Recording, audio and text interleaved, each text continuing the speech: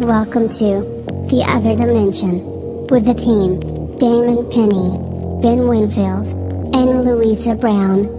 We guide you through the supernatural, the occult, and the unexplained, answering questions that will make you question your grip of reality, with special guests guiding you through everything from demons to divination, cryptids to crystals, religion to skeptics. We explore in depth the true meaning of the unexplained. So strap in, kick back, and enjoy as we enter the other dimension.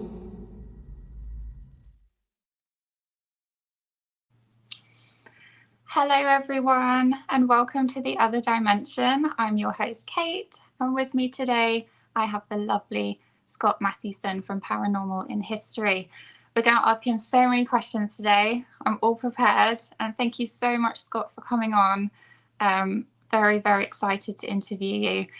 First things first, just want to say a huge thank you to Ben and Lou, and Damon also from The Other Dimension, and Things Network, because they are also airing on their network, which is incredible. So thank you so much, guys. And Scott, I actually have to say a huge thank you to you, because it's because of you I got the courage to start this show, really, because I've been on your show a few times on Paranormal in History, and I absolutely loved it. And also I got to meet Nick and Don and all the other wonderful people that you've had on your show. I got to meet Patty Negri, which was just something I never thought would happen, and John Ozuna as well. So honestly, thank you so much. Yeah. You're very welcome, Don. Thanks very much for having me on and being your sort of first guest. It's a wee honour for me, you know. Oh, thank you. It has been a while, but hopefully there will be more. Just want to say a big shout out to Guinea Piggies. That is my nephew Harry. Hello, Harry. This is Sarah. Hi, Sarah. I'm very white. I know I'm very white. I don't know, as I was explaining to Kate before we came on, I don't know. I've tried to like angelic and luminous and all of those lovely complexions, Scott. Thanks very much. I'm Scottish. Hi, Lou. Hey, Louisa. There she is. Anybody else? Lots of she says, turn your lamp off. The lamp is off. The lamp's not on. Hi, Ben. Ben says hi too. Hey, Ben. That's awesome. Okay. I can't seem to click off the comments. Just click on the comment again. Yeah. It should disappear. Okay, it's my phone glitching. Okay, we're all good. So, Scott, let's start from the very beginning. Just tell us a little bit about you, where you grew up, interests, passions. You are Glaswegian. I can hear a lovely Glaswegian accent, right? You got the accent then. Oh, Laura's here. Hey, Laura Doll. Hi, Laura. She's one of ours. I'm Glaswegian, born and bred in Glasgow. Grew up in Glasgow. It's one of the roughest parts in Glasgow, Pollock. It says the roughest part in Glasgow, but it's, you know, if you're from there, then it's not really, you know, it has its troubles. It was everywhere else. Lived briefly in East Kilbride and then moved back to Glasgow and drove a truck for 20 years. Wow. And gave that up and then went into chefing.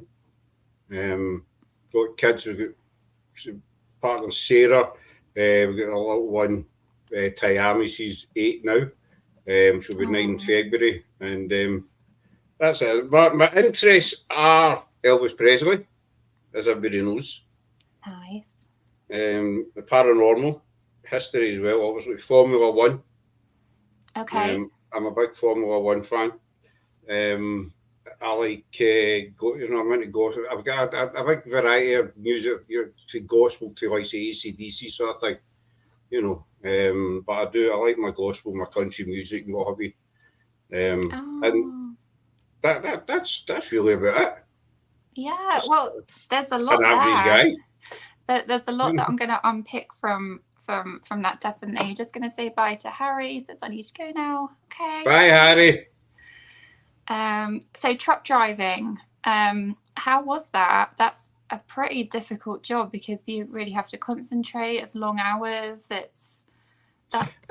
It was good, you know. It was good for many years. I've done all over. We're not in the UK, you know, hundreds of times or different towns and what have you. And it is long hours. You were away sometimes 3 or 4 days at a time. But you know, sometimes it did get you down. You were away from home that much. But I mean, the money was good, and I love driving. I've been driving since 19.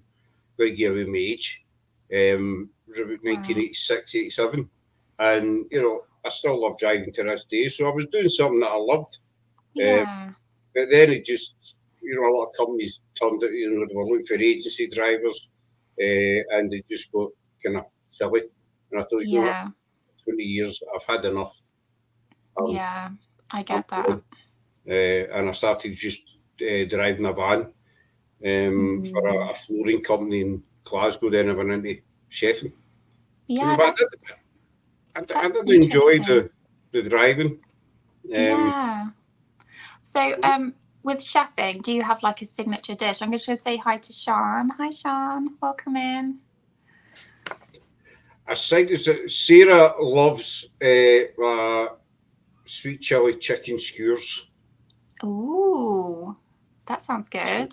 She loves them. I used to run a place in Kilmarnock where I love steakhouse, and that they were one of the things on the menu. And Sarah and I were forever in there, you know, days off and what have you, going there for dinner. Because you got a discount. I'm from Glasgow, so anything discounted is good. You know, you go there with the bargains up.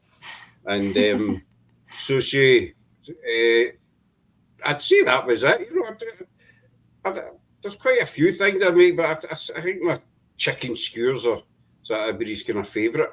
Yeah, yeah. That's like your party piece. You know, you would bring that to a party, and and they're easy enough to make. You know, Laura says your chicken curry is pretty epic. Oh, thank you, Doc. Thank you, Doc. I do. But I think one problem I have, and Sarah and Laura say, and Tayami said it as well, that I usually make too much.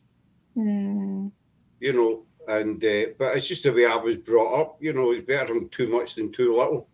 So, I mean, you can freeze it, can't you? I usually just bin it, but this thing just goes in the bin. I should freeze it really, but I tend to sort of, when I'm making my mashed potatoes as well. I must say, I've been complimented on my mashed potato before, that kind of stuff. But I do tend to make too much. Okay. You know. That's about it. So what's the secret to your mashed potatoes? Because I know people put butter, cream, milk. Is there a secret? Don't tell. A couple of people have asked me that, you know, and as much as I like you, Kate, I ain't telling you. You know what I mean? I respect that totally. It's one secret recipe. One secret ingredient is potatoes. That's all I'm giving away. Right. That's a good point. Yeah. Some people might miss that, you know, mashed potatoes. Some people, you know, 2 or 3 people have said to me, you know, what do you put in your mash? And that, shh. Not telling. But basically, there's no secret recipe. Basically, it's just finding the right batter. I used to make tons of it in the steakhouse, you know, the big massive pots, and it's just finding it's just milk and margarine.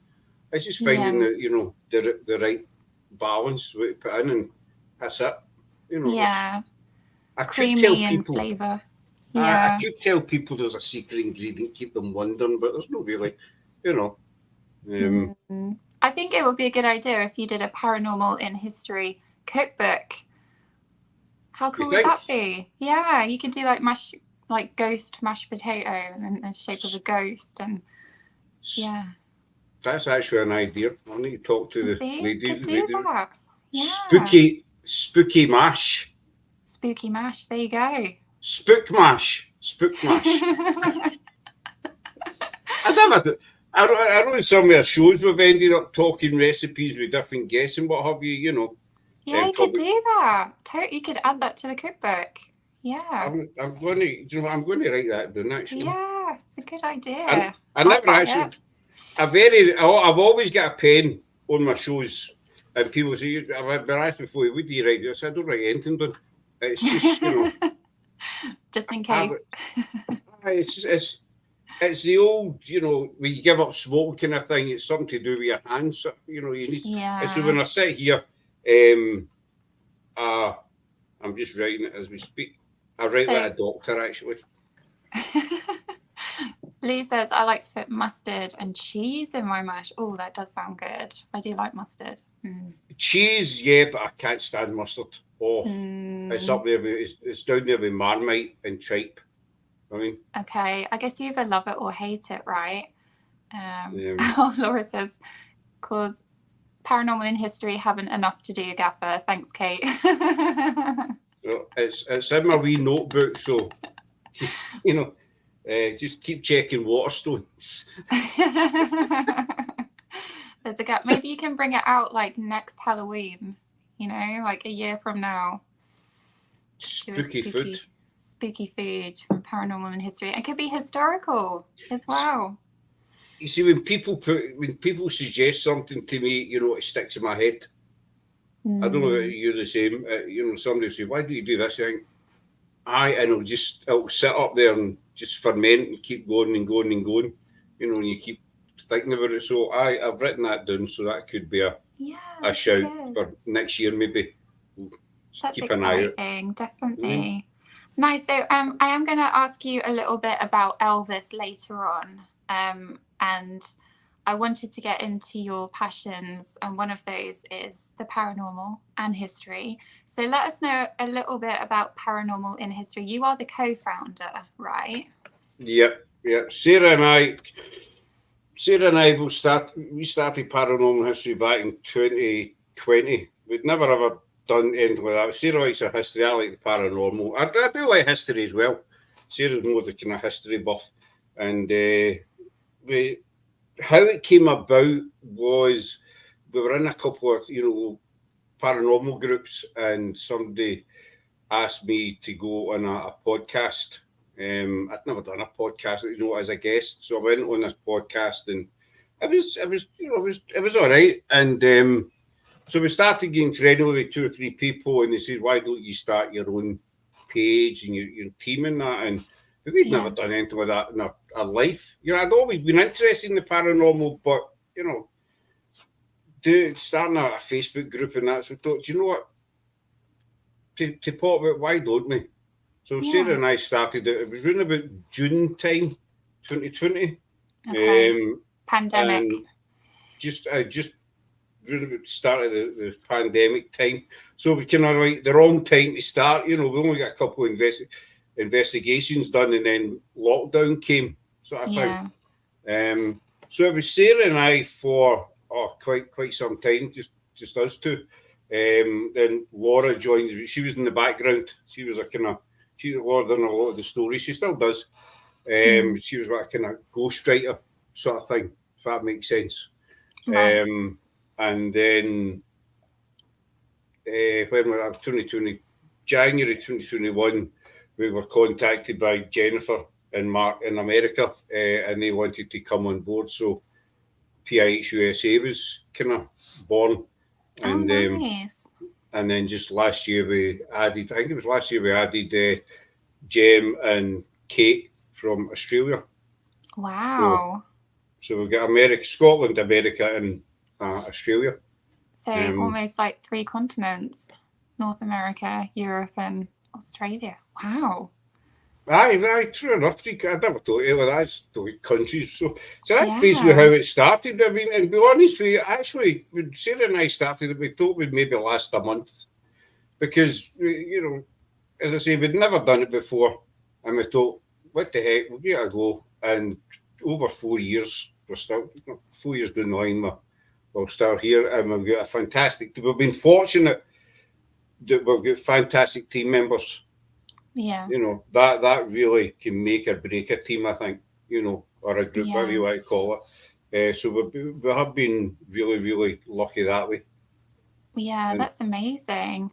Because you do investigations, but you also, I guess, interview people like this on your show. And you've had loads of celebrities on your show. Do you want to just tell us a few? Tell the viewers what celebrities you've had on. Patty Negri, John Ozuna, Dominica Herrera, Craig Aarons, David Espinosa, Costas Mandalore, for the soft films, Richard Felix, Simon Entwistle. Oh, yeah. We've had the stars of the CIA films on, just about every cast member that's been in the films. We've had them on as well. So we've been really, really fortunate that all these people have taken the time to come on board, to say, we'll come on. Yeah. So that's just, I say, we've done over 500 shows, and trying to remember all the names is just, you just can't really. Yeah. But that's a handful of them.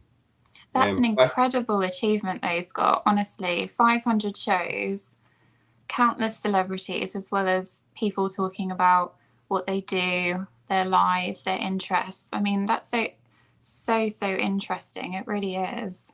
Thank you, though. We never actually, I talked to John the other week there when I was on with John and Dominica about the podcast, because John was asking how they came about. I said, well, we never actually planned to do podcasts when we started, but then lockdown came and we thought, well, what can we do? No doubt you were the same over there. You weren't allowed out. So we thought, well, why don't you just start talking to people? Yeah. Yeah. And we were lucky that we'd been in touch with a handful of teams.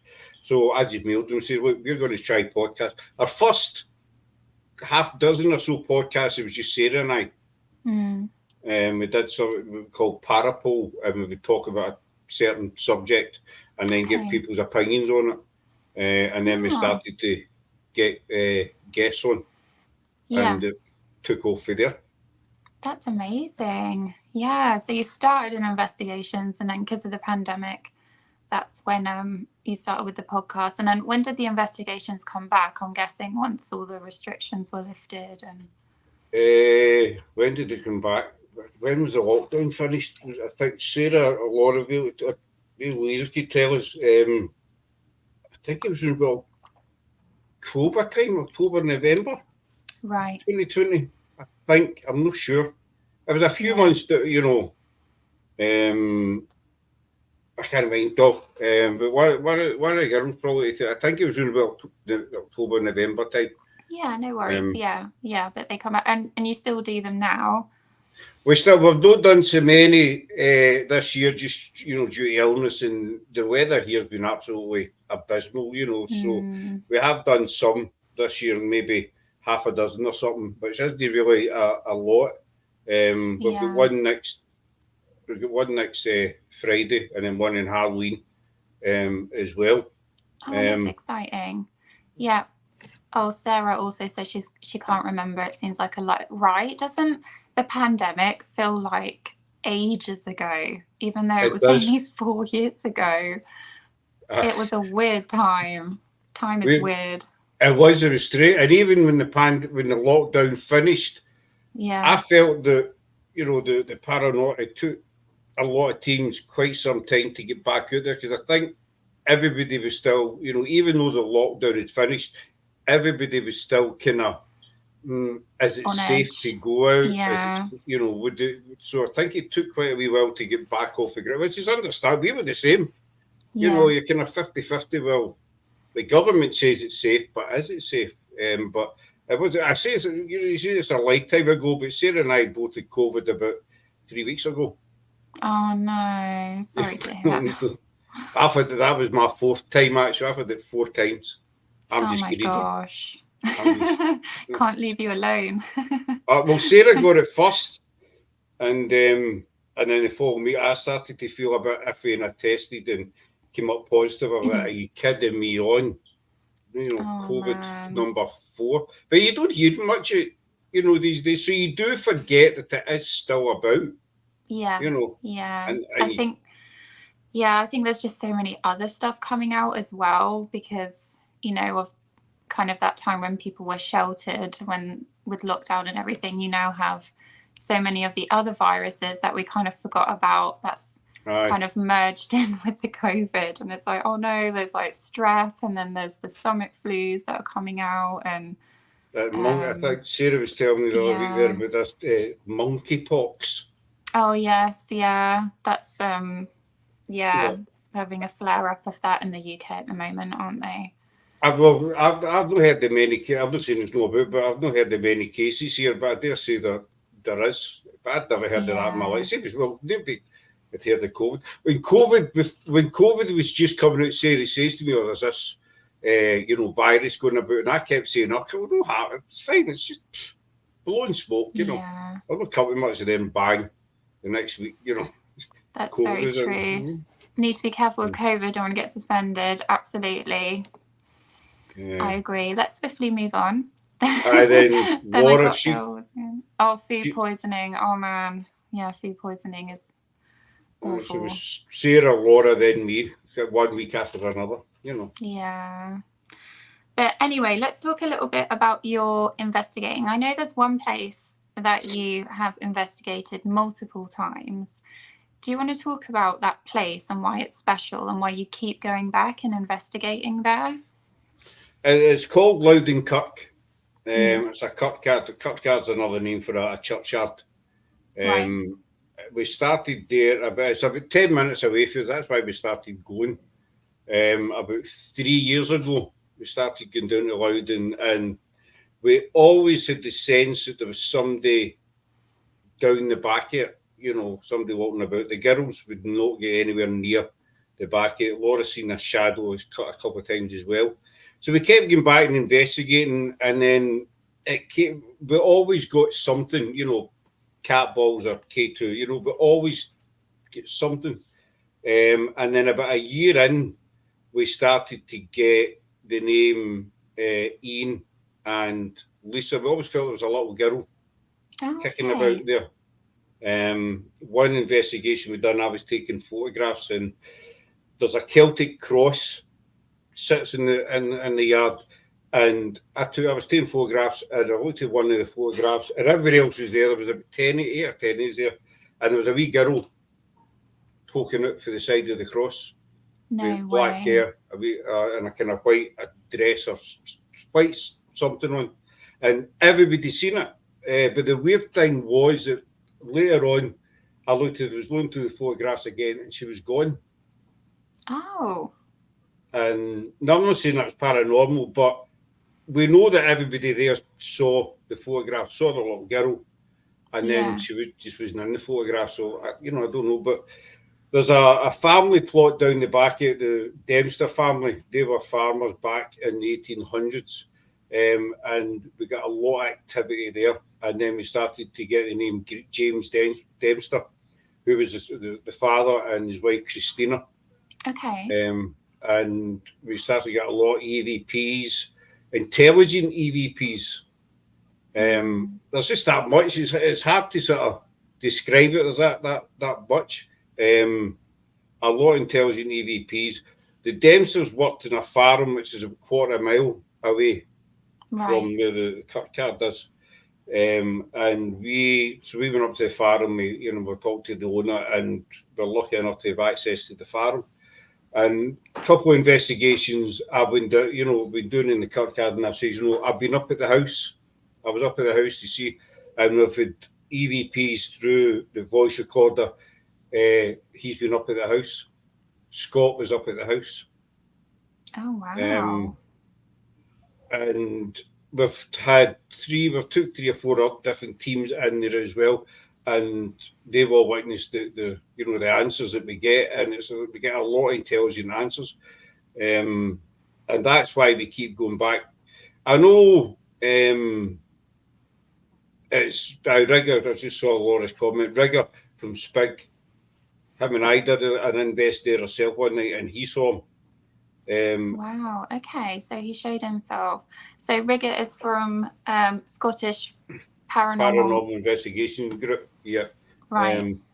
He saw him, and we had the Necophonic on. So I said, you see, James, he likes his title. If you call him James, he'll not answer you. I says, Right. Mr. Dempster, was that you that my friend just seen? And we get through straight away a strong Scottish accent saying, yes. Okay. I never seen him. Interesting. Rigger seen him. Okay. But we came to a stage where we felt we'd gained the trust and the whole kind of atmosphere shifted. As I said earlier, the girls, they wouldn't get anywhere near the back of it, but then it turned and they'll get down the back quite happily now. It was as if, some people might laugh it off, but it was as if the spirits there finally got to know us and recognised us and says, you know, they're back again, sort of thing. Yeah. So that's why we keep going back, because we've built up a good, you know, we feel we've built up a kind of relation. Yeah, sure. That's really interesting. So just for those who don't know, a kirkyard is a church with a graveyard, right? Is the kirkyard, right? Church with a graveyard. Yeah. Kirk is it's a Scottish word for church. Yeah.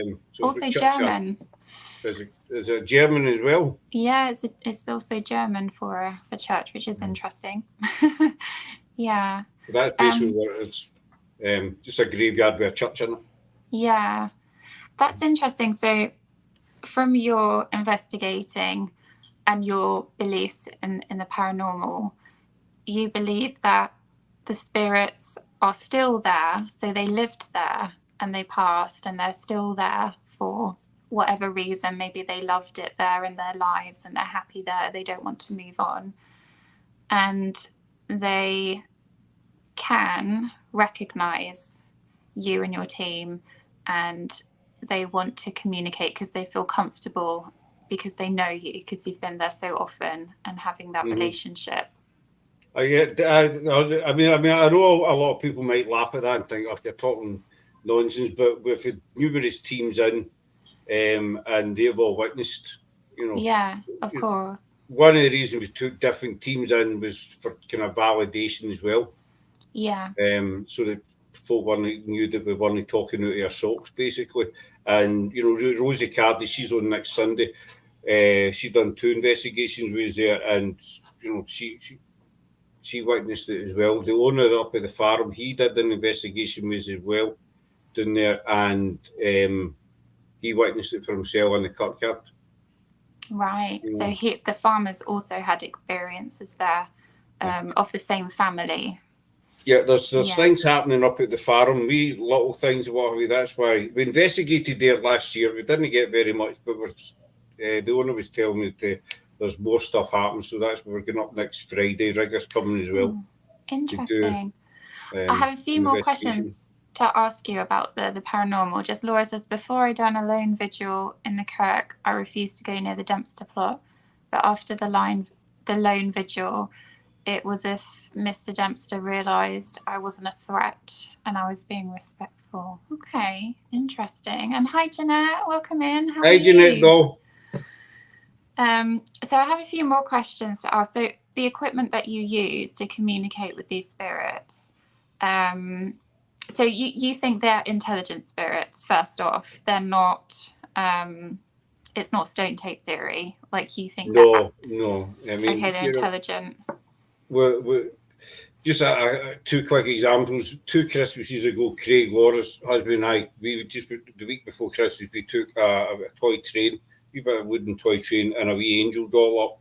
And we said, no, this is for the kids, it's Christmas time, don't bring a wee gift, and we left them. The first week in January, we went back and investigated. We've done it as a live, and I says, can you tell me the gifts that we left for the children?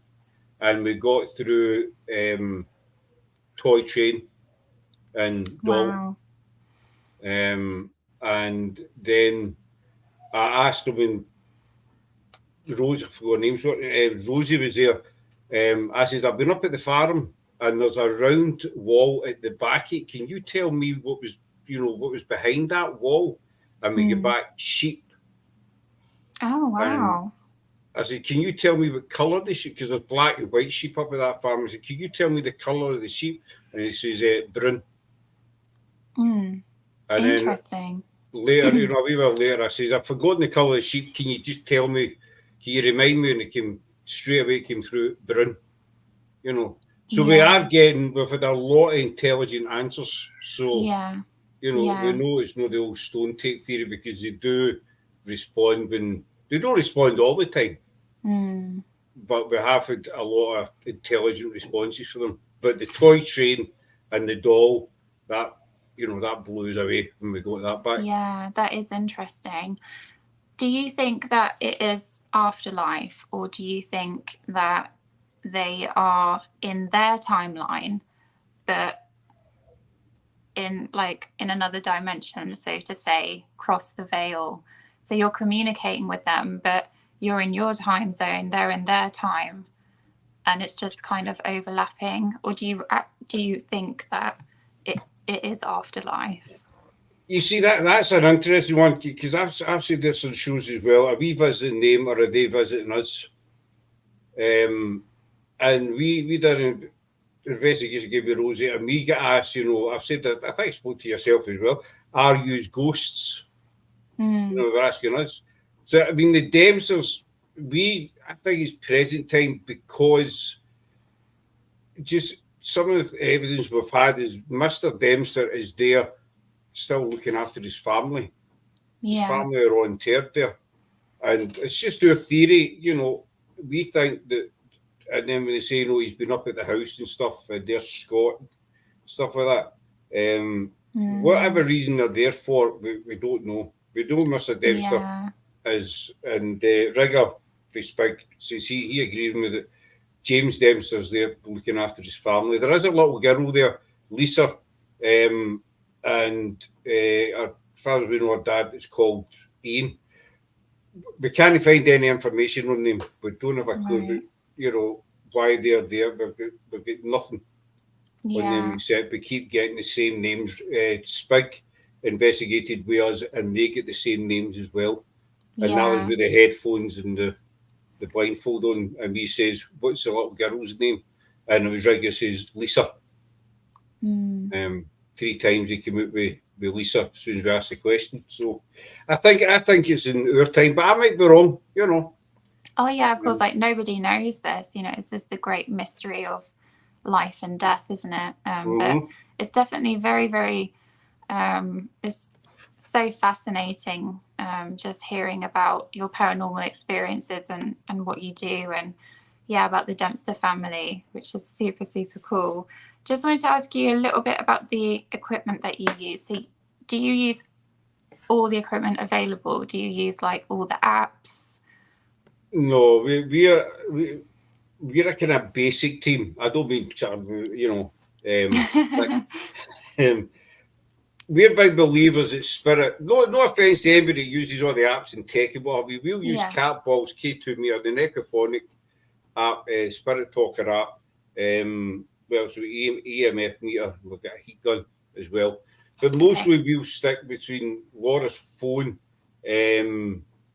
on a voice recorder on her phone, Cat Balls, a couple of REM pods that Charlie made for us, and the K2. Nice. Because we're the kind of frame of mind that you're talking to spirit, you're talking to another person. That spirit's still a person, and they don't care what kind of equipment you've got. Whether you've got £10,000 worth of equipment or £50 worth of stuff. The spirit doesn't care what kind of tech you use. They just want to talk to you if they're in the mood, and it can be done. Yourself, mobile phones do everything these days. And sure. the amount of EVPs that we've caught on Laura's phone, they're on this computer. It's astronomical, the amount of EVPs we've caught. So we just use basic methods, and I think it's going to sound big-headed. I think that's why we've been so fortunate with Loudon. because we don't go in armed to the teeth with tech and that. We just go in basically. And we explain, you know, this wee ball will light up if you touch it, sort of thing. And so they know it's not a threat to them or anything, if that makes sense. Yeah, no, definitely. Have you ever used more sort of, because you said you're more organic with, you know, sort of the techniques you use and the equipment. Have you ever like taken it right back? So have you ever done like the human pendulum or the scrawling like in a mirror? Any of that sort of stuff where you just basically just using your body to communicate? We tried the pendulum, I don't know, about 2-3 years ago at Alloway Kirk in Ayrshire, and we didn't have any luck with it.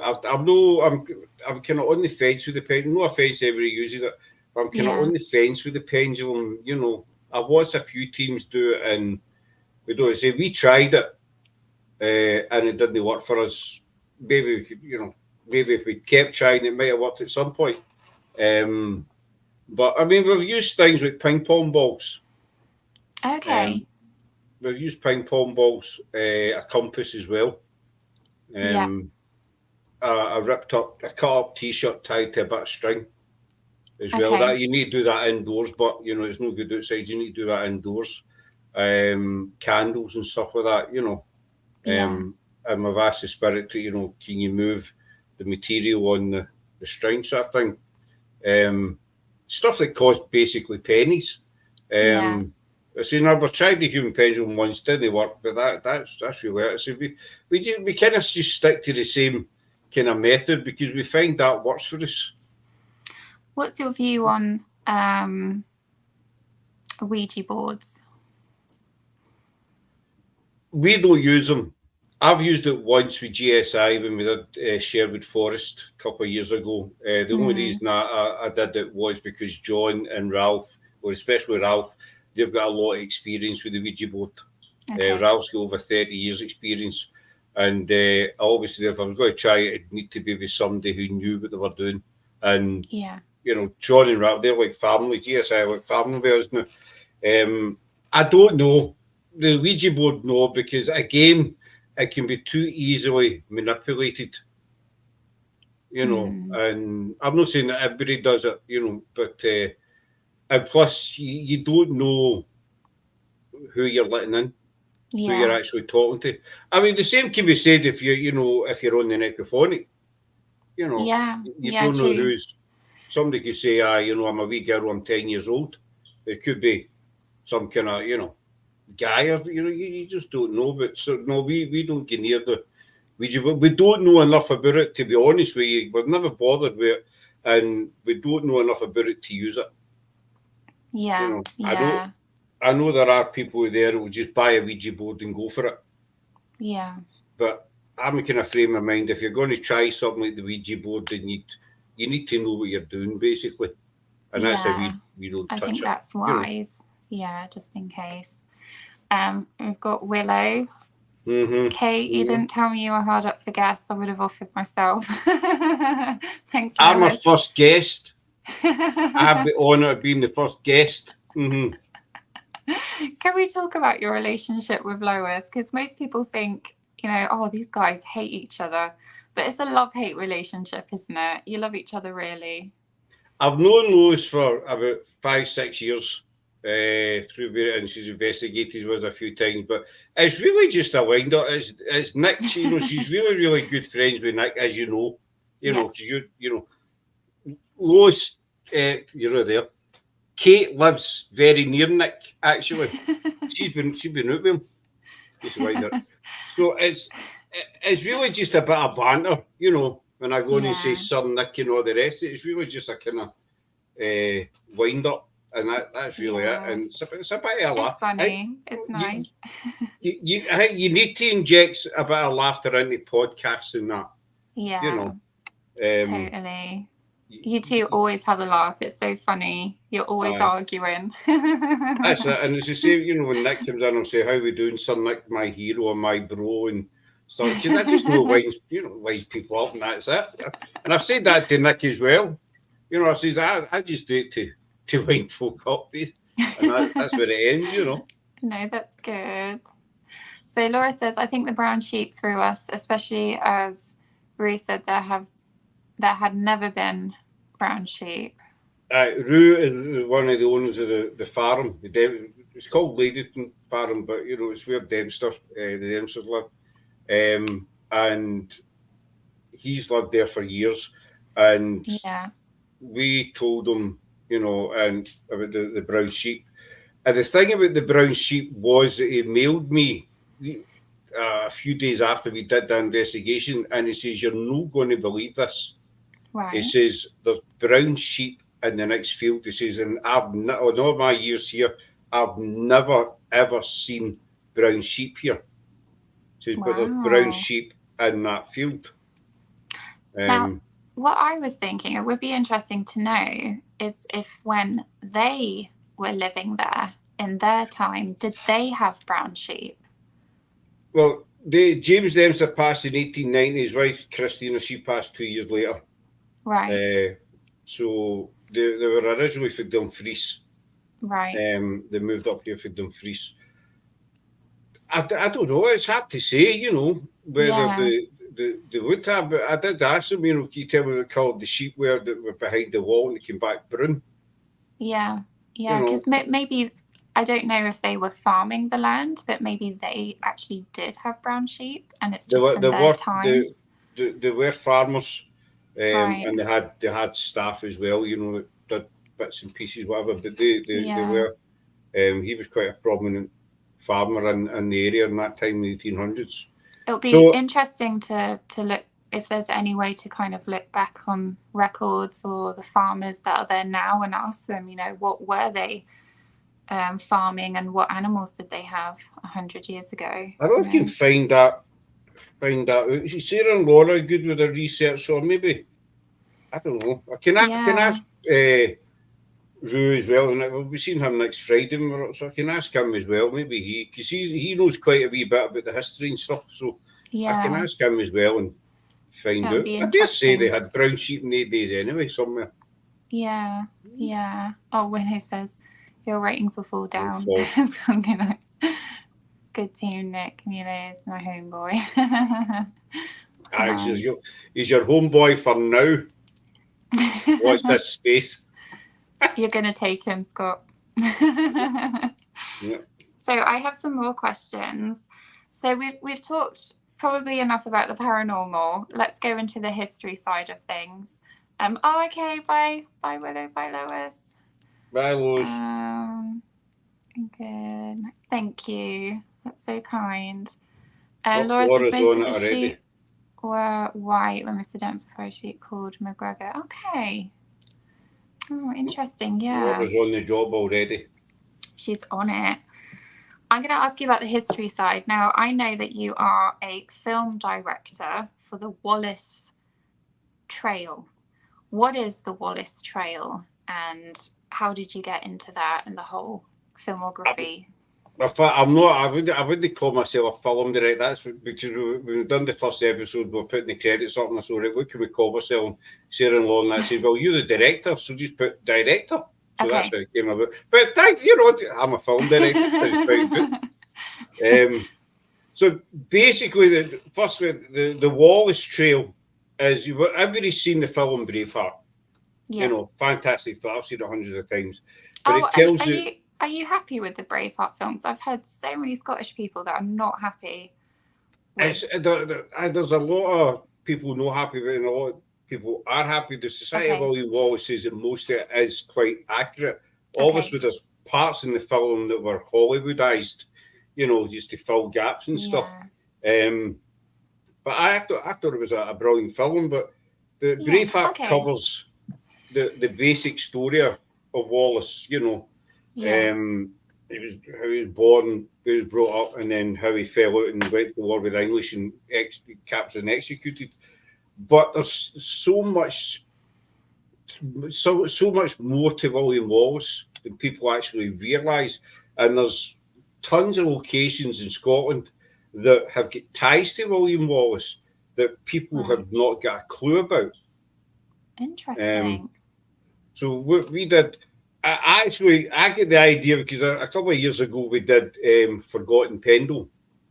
Right. Obviously the Pendle Witch Trials, but what we did, we covered the Pendle Witch Trials, and then we went on to, well, the people who were executed in the witch trials, there was many more people affected by the witch trials, but these people are never recognised, they're never named or anything. So it was the author Karen Perkins, she did it with us. We did a series of shows talking about, relatives of the executed people and how it affected them and the whole thing, the effect it had on the whole borough of Pendle at the time. And so I thought, well, why don't we basically do the same about William Wallace? Yeah. And I mean, the second episode featured Glasgow, and I'm born and bred there, and there's bits in Glasgow with ties to William Wallace that I've passed by hundreds of times, like Bella de Bray and the Necropolis Cemetery, the Bella de Bray Monument. I don't know, many times I've passed that over the years, and I didn't have a clue it was there. Wow. Yeah. So the Wallace Trail is basically to, bring these places out to people and show, well, this happened here and he was here. Like the Aram in Stirling is buried at Cambus Kenneth Abbey. Right. And then you get the Stirling Rugby Club, where the actual Battle of Stirling Bridge was fought on the ground. It's now the pitch. Right. Okay. And when we were lucky enough to be able to film on the pitch, and the guy that runs the club, he says, we're here every Saturday. He says, and I had no idea that our pitch was where they actually fought, kind of thing. So that's the whole purpose of it, to sort of bring to light a lot of the places that aren't highlighted. Yeah, you're sort of mapping out William Wallace's life, aren't you, throughout Scotland and especially Northern England, and And we'd had Gary for the Society of William Wallace on a couple of times, and we'd covered some of their events live. So that's how it came about. I went to them and I says, look, I've got this idea. It might not work, but what do you think? And he says, let's go ahead and try it. And I spoke to David and Craig about it, and they says, any advice you need for us, we're on board with it. And you can put our name to it as well. So with them, they're kind of mentoring us. So that's how it came about. Yeah, and it's like episode based, isn't it? So every episode you talk about an aspect of where he was and what he was doing and monuments. Every episode will feature a different town. With Stirling, with Glasgow, episode 3 is going to be Lanark. Right. And then probably Falkirk. The plan is we're going to end up in London with the last episode, where he was executed in 1305 at Smithfield. So that'll be the last episode there. But we've got plenty more we've got Ayrshire to do as well up here with Wallace. Loudon, the Farm, actually, the Landron about the Farms get ties to William Wallace as well. Wow. So there's a lot to come, but each episode will feature a different town. Yeah. And where can we find that? Where can people view? You can find it on our YouTube channel, the Society of William Wallace YouTube channel, on their website as well. Okay. I get the letters mixed up. IMBD or IMDB, that website. Is that the film one, IMDb? Aye. It was Craig Allen set that up for us. Nice. And there's also, the Society's just recently done this for us. There's a series of locations around about the Falkirk Central Belt of Scotland, parks and stuff, that I've got ties to them. And on the notice boards, you'll find a QR code. Right. And if you scan that, it takes you to the Society's website and your episodes. That's really interesting. That's really high tech. Yeah. Well, I'm not a techie, so that's the best way I can explain it. That's great. I mean, I can link them below. I'll put them in the comments. So. But that's where you can find them. So the QR thing, I don't understand. I think I've scanned one QR at Sundrum Castle. Sarah told me to do it. I don't have a clue about it though. Sarah and Laura will tell you I'm tech thick. No worries, Scott. Yeah, so you'll have to send me over the links and I'll put them in the comments. I will. I'll send you the links to where everybody can see them. Yeah, they were also in the paper. Great. We also made the paper about a month ago. 3-4 weeks ago, made the paper. That's amazing. And just to specify, did you filmed it? Right. So you are filming these episodes. It was Sarah's phone that we used. Sarah's phone, okay. The first episode, Sarah filmed most of it. Right. I'd done the Stirling Bridge bit. And the second episode that I filmed at all. Yeah, and are you doing the voiceover or?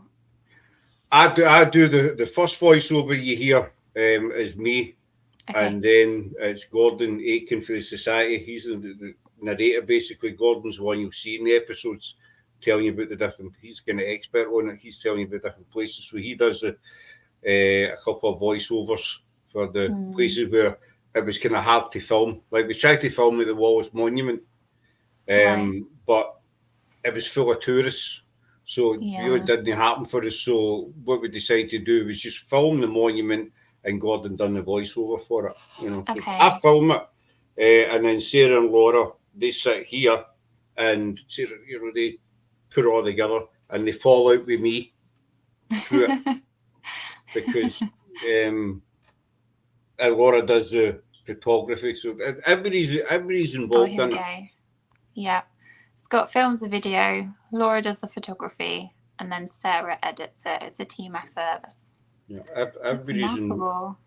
I think that's why he's been. I don't know. That's why he's worked for. Oh, there he's Hello, there. Nick. Hello, Nick. Hello. Nick. Hello. My hero.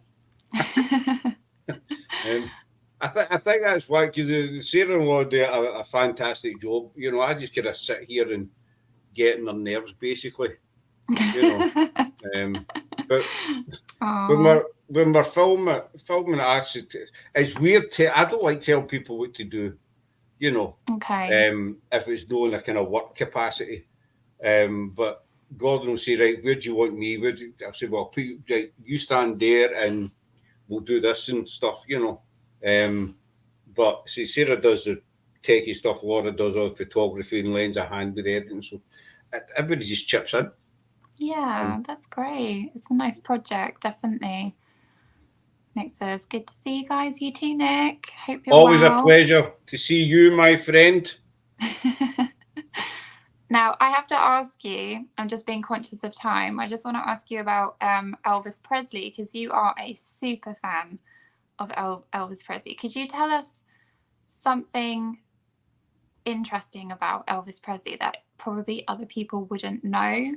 Just being a super fan and, something. Something interesting about. I've been thinking about this one and there's that much, to the guy, and it's something that people don't know. Yeah, normal people wouldn't really know unless. His generosity. He was well known for his generosity. Okay. He gave away millions over his years, but there were certain little things that happened. Like I said, I think it was around 1974. He was doing a concert, and a little girl came up on stage, and he gave her a scarf. And she went back down in the crowd, and then he noticed that this woman had took the scarf off her.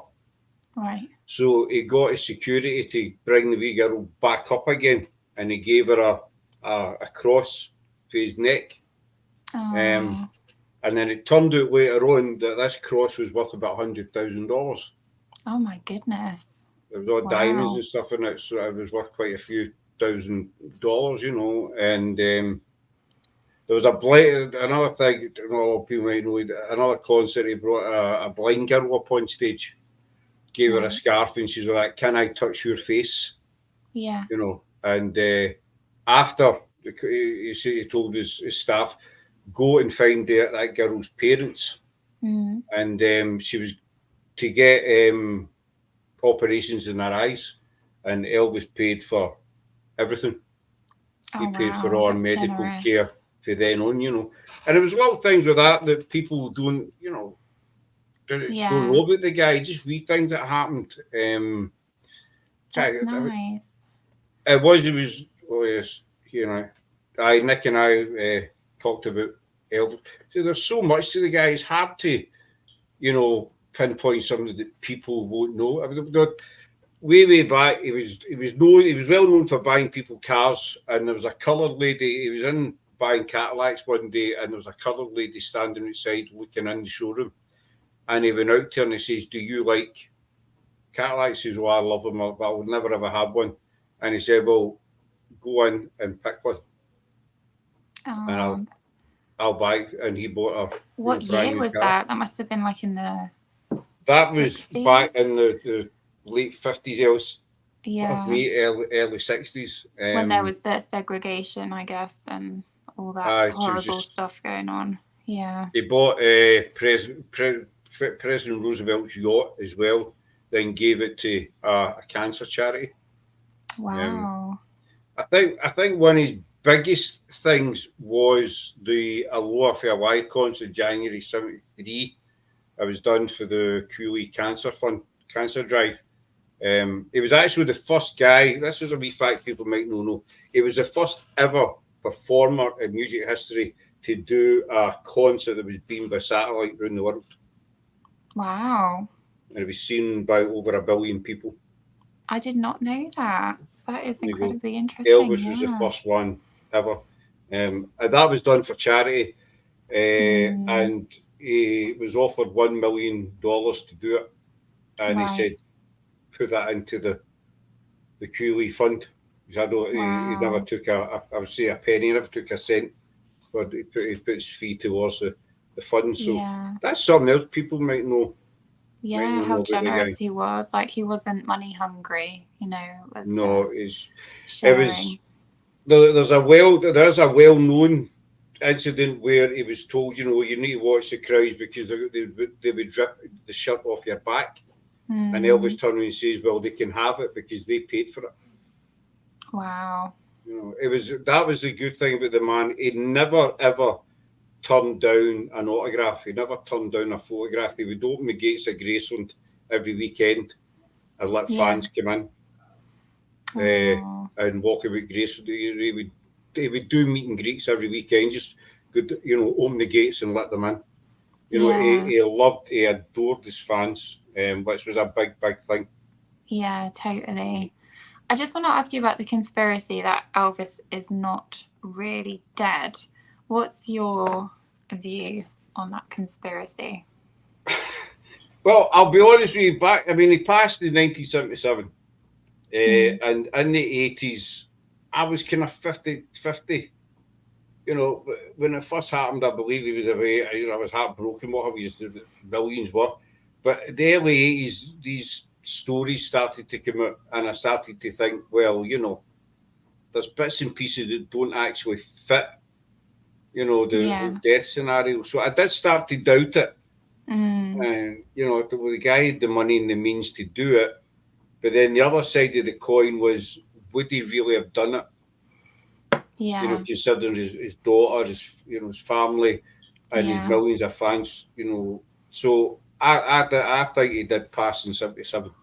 You think it'd be great? Yeah. I mean, if he was still alive today, it would be, my maths is rubbish. He'd be about 89, 90 years old. Yeah, yeah. But there's been many reports over the years that he's been seen here. He was meant to have been in the film Home Alone. But what? Have you seen the film Home Alone? Yeah.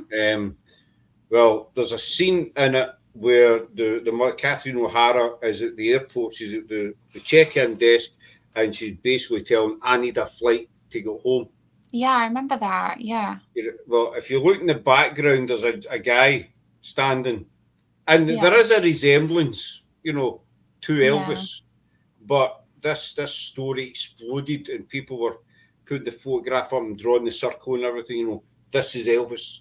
It turned out also it wasn't Elvis. No, just a lookalike, surely. Well, if Elvis has faked his death, sure his buttons, he wouldn't be in Home Alone. Yeah, exactly. Of all things. Yeah. It just got to the silly stage with people. I've seen him here and I've seen him in Germany, I've seen him in Africa, Yeah. and you think, no, he's in, he's in Greece. Priscilla was asked many, many years ago to prove that he died. Right. People approached her and says, can you show us the body, basically? And she was like, no chance. I'm not digging Elvis up to prove it. That's not but, fair. No. Because he was originally buried in Forest Hill Cemetery, but he was moved about two weeks after he was entombed. His dad moved him to Graceland along with his mum. Okay. He wanted to bring them home. Plus, there was also the threat of people trying to steal the body, basically. Oh, yeah. Yeah. So Vernon, he's passing 79. So Vernon decided to bring them home to Graceland. That's why he's buried at Graceland. But no, I think he did pass in 77. Wasn't there something strange about his gravestone? The name? His name, the name on the his name is Elvis Aaron Presley. Okay. And it says that Aaron was spelt incorrectly. Right. So this was another thing that people were kind of latching onto. How could you spell his name correct? But that turns out that is the correct spelling of the name. So there was that. There's been tons and tons, of different stories came out. But no, I think he did definitely leave us in 77. Yeah. Well, I have to say thank you so much, Scott, for taking your time today. Been to my talk pleasure, to me about your life. It's been amazing. Thank you so much. So interesting. We definitely have to have you back on the show because I still have tons of questions to ask you. This was barely scratching the surface. But yeah, thank you so much. And I hope everybody watching enjoyed. Definitely comment. If you have any questions for Scott, leave them down in the comments and we'll get back to you ASAP. And just thank you so much, Scott. It's been great. Thank you, Dol, for having me. I very chat as well. It's been great coming on and just sitting. It makes a big difference. I've done a couple of these, and I've said it's a big difference for me doing the, asking questions or whatever. Yeah, because you're in the hot seat now. I'm on the receiving end, Yeah. and it is a big difference. It's no, I've enjoyed it. If you want it back, I'd be more than happy to come back. Yeah, I'm sure we have to do part 2. That would be that's great. fine, Doc. That's fine. And I'd say and Laura would probably be happy to come on as well if you want to interrogate them. That would be lovely. I'd love to talk to them about the paranormal a little bit more, and especially Sarah, you said is interested in her history. That would be great. So yeah, absolutely. You'd need to ask Sarah about Mary Queen of Scots. I'm a kind of Pendle and Tudor eras. That's my kind of favourite. Right. Sarah is a big Mary Queen of Scots fan. I will ask her, and I'll also ask her how much of a pain in the bum you are as well. You can ask her that. And Laura as well.